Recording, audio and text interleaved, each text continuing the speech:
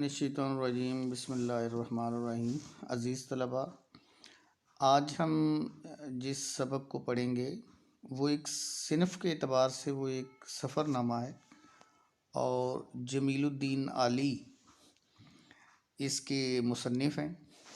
सफ़रनामा एक ऐसी तहरीर होती है या एक ऐसा मज़मून होता है जिसमें जो मुसन्निफ़ होता है वो किसी जगह का सफ़र करता है और अपने तजर्बात और मुशाहिदात को अपनी तहरीर के ज़रिए क़ारीन तक यानी पढ़ने वाले तक पहुंचाता है। थोड़ी सी मुश्किल यहाँ मुझे पेश आएगी, मेरे पास किताब नहीं है, मुझे इस तस्वीर को देख के ही पढ़ना पड़ेगा, तो मुमकिन है मुझसे पढ़ने में थोड़ी सी गलती हो क्योंकि बहुत बारीक लिखा हुआ है और मुश्किल से ही पढ़ा जा रहा है। बहरहाल मैं इसको शुरू करता हूँ ताकि जल्दी से इसको ख़त्म किया जा सके और जो लेक्चर है उसका जो साइज़ है या हुजम है उसको भी कम रखा जा सके। तो ये रोम दरअसल इटली के करीब एक मुल्क है आजकल। किसी ज़माने में रोम एक बहुत बड़ी सल्तनत थी और कुरान मजीद में एक सूरह रूम भी है, वो भी आपने सुना ही होगा। तो ये जमीलुद्दीन आली जब रोम गए तो उन्होंने रोम के बारे में जो अपने मुशाहिदात कलमबंद किए, ये उस पर मुश्तमिल एक सफ़रनामा है जिसका नाम उन्होंने रखा ज़िंदा शहर भी है और ये मुर्दा शहर भी है। उसकी आगे वजाहत आ जाएगी। शुरू करते हैं। अगर आपने रूमी पराठा नहीं खाया तो कुछ नहीं खाया, यानी यहाँ पे रूमी जो लोग थे वहाँ वो जो पराठा खाते थे, रोटी खाते थे, जो उसका तज़किरा कर रहे हैं। अतालवी सेनोरिटा मालिक होटल वुडकॉक ने फरमाया। वहाँ की जो इतालवी इटालियन को आप उर्दू में कहते हैं और सेनोरिटा जैसे हम यहाँ पे मैडम कहते हैं वर्ड, तो ये इटालियन में वहाँ जो किसी खातून को सेनोरिटा बुलाया जाता है। तो वो होटल वुडकॉक था वहाँ पे, ये वहाँ ठहरे हुए थे या रुके। तो उन्होंने वहाँ पे जो खातून थी उसने कहा कि अगर आपने रोमियों का बना हुआ पराठा नहीं खाया तो कुछ भी नहीं खाया। मैं दिल ही दिल में हंसा, ये हमें पराठा खिलाएंगी?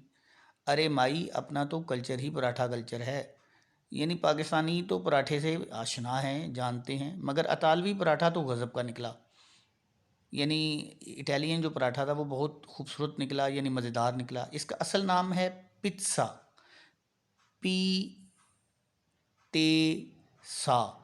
आजकल आप ये उस जिस ज़माने में ये मज़मून लिखा गया था, उस ज़माने में पिज़्ज़ा जो था वो इतना आम नहीं था। आज अब तो बच्चा बच्चा जानता है पिज़्ज़ा को। ये पिट्सा जो है या पिज़्ज़ा जो है, ये उसी का तस्करा है जो आजकल पिज़्ज़ा के नाम से मशहूर है, जो अंग्रेज़ी में पिज़्ज़ा बोला जाता है। ये बाद में उन्होंने वजाहत भी कर दी। मैदा गूंद कर, मैदा जो खालिस आटा होता है, आटे में से अगर ये जो चोकर उसे कहते हैं, उसका जो एक छिलका होता है गंदम का, वो निकाल दिया जाए बाहर, तो वो जो सफ़ेद आटा बनता है उसे मैदा बोलते हैं। गूंद कर ये चौड़ी नान बनाई, नान यानी रोटी बनाई, फिर अंडा मिलाया, टमाटर लीपा, यानी टमाटर उसके ऊपर टमाटर को यानी लेपा का मतलब है कि उसके ऊपर फैला दिया, और प्याज पोती यानी प्याज निचोड़ी या उसे जो भी उसका भुर्ता सा बनाया, अदरक, काली मिर्च, पिसा हुआ गोश्त छिड़का और तंदूर में रख दिया। कुछ तंदूर बिजली के होते हैं, कुछ असली ते वड्डे पाकिस्तानी तंदूर होते हैं। दहकते हुए तंदूर जो आन की आन में मिट्टी को कुंदन बना सकते हैं। कुंदन सोने को कहते हैं, ये मुहावरे के तौर पे इस्तेमाल किया है कि ऐसे ही तंदूर इतनी तेज़ उनमें आग होती है कि अगर उसमें मिट्टी भी डालें तो वो सोने की तरह चमकती हुई बाहर निकलेगी। अब आँच में तप कर जो रूमी पराठा पित्सा निकलता है, पराठा या पित्सा निकलता है, शायद मैं सही पढ़ रहा हूँ। मैंने कहा कि मैं किताब से नहीं बल्कि मैं इस तस्वीर से पढ़ रहा हूँ तो मुश्किल से नज़र आ रहा है मुझे। इसी वक्त उसे खा लीजिए। वो कहता है जो उस तेज़ आग में पका हुआ जो पराठा जिसे पित्सा बोलते हैं या पिज़्ज़ा बोलते हैं, वो जब निकला तो उस वक्त खा लेना चाहिए गरम गरम को। ज़बान ज़रा सी जलेगी मगर वो मज़ा ही क्या जिसमें जलना ना पड़े।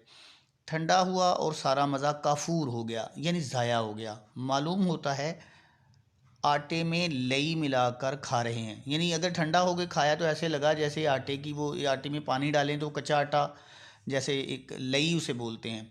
किसी ज़माने में हम उससे चीज़ें चिपकाया करते थे, तो ये उसने कहा कि फिर वो इस तरह का मज़ा देगा, क्योंकि अंडे गोश्त टमाटर सब ठंडे होकर हमवारी और यकसानियत इख्तियार कर लेते हैं, यानी एक जैसे बन जाते हैं। हाँ, इतना ज़रूर है, पिज़्ज़ा को बार बार गर्म करके खाया जा सकता है। ये पिज़्ज़ा की बात कर रहा है और उसी पे अभी फ़िलहाल मज़मून जो है उसी से आगे नहीं बढ़ा। पिज़्ज़ा इस इटली की सबसे सस्ती और बकौल बकौल किसे तगड़ी गज़ा है। यानी किसी के बकौल ये बहुत ही हैवी एक खाना है। तगड़ी का मतलब है ताकतवर। एक पराठा बमुश्किल खाया जा सकता है। अपने जैसों का पेट आधे में ही भर जाता है, इसलिए कीमतें भी टुकड़ों के हिसाब से हैं। यानी ये पूरा भी मिल सकता है और आधा भी, और टुकड़े भी काट के इसके बिकते हैं। ज़रूरी नहीं कि पूरा पराठा मोल लिया जाए यानी ख़रीदा जाए, पौना बल्कि पाव भी मिलता है। यानी पौने का मतलब है 75% और पाव का मतलब है 25%। उमरा इसे इजाफी डिश के तौर पे भी खाते हैं। अमीर लोग खाने के साथ इसको भी रख लेते हैं। जैसे हमारे उमरा के दस्तरखानों पे कई कई खाने होते हैं और पता नहीं चलता कि क्या चीज़ है बुनियादी।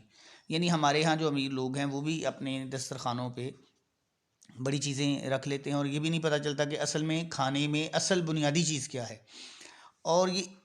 और ये एस्पागेटी है। ई सीन पा गाफ, गाफ ये गे ते ये ती, ये आगे उसने उसके फिर स्पेलिंग से बना दिए हैं। जैसे जिसे हमारे यहाँ के अंग्रेज़ी दान एस्पागेटी बोलते हैं। ये घरों में आजकल हमारे यहाँ भी ये अमूमन ये चीज़ खाई जाती है और ये वहाँ की डिश है। कहते हैं इसे, यानी अंग्रेज़ी दान इसे एस्पागेटी बोलते हैं और वहाँ उसका नाम एस्पागेटी है।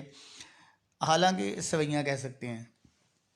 इसकी शक्ल और इसके जो लवाजमात हैं वो सवैयों जैसे हैं। मोटी मोटी लंबी होती हैं कि रोम से कराची तक बहरी तार का सिलसिला कायम करने में काम आ जाए। ये एक मज़ाक पैदा करने की कोशिश की है।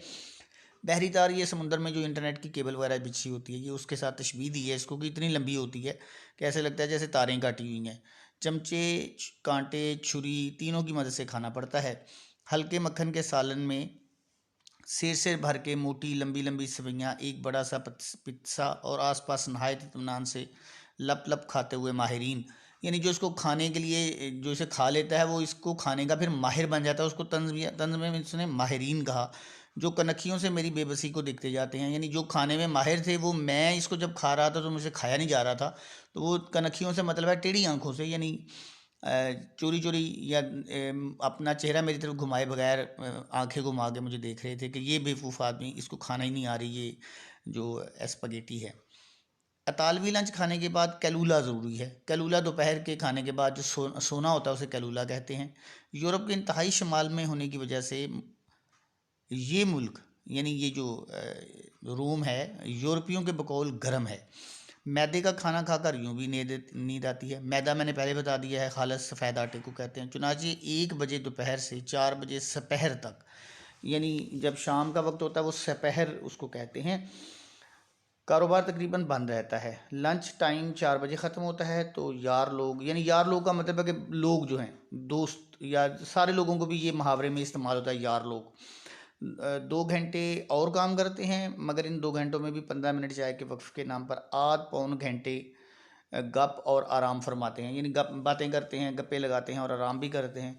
6 बजे औकात दफ्तर ख़त्म हुए। और आगे एक शेर लिखा हुआ है जो मैं किसी वजह से अब मुझे नज़र नहीं आ रहा, तो मैं इसको नहीं पढ़ पाऊँगा।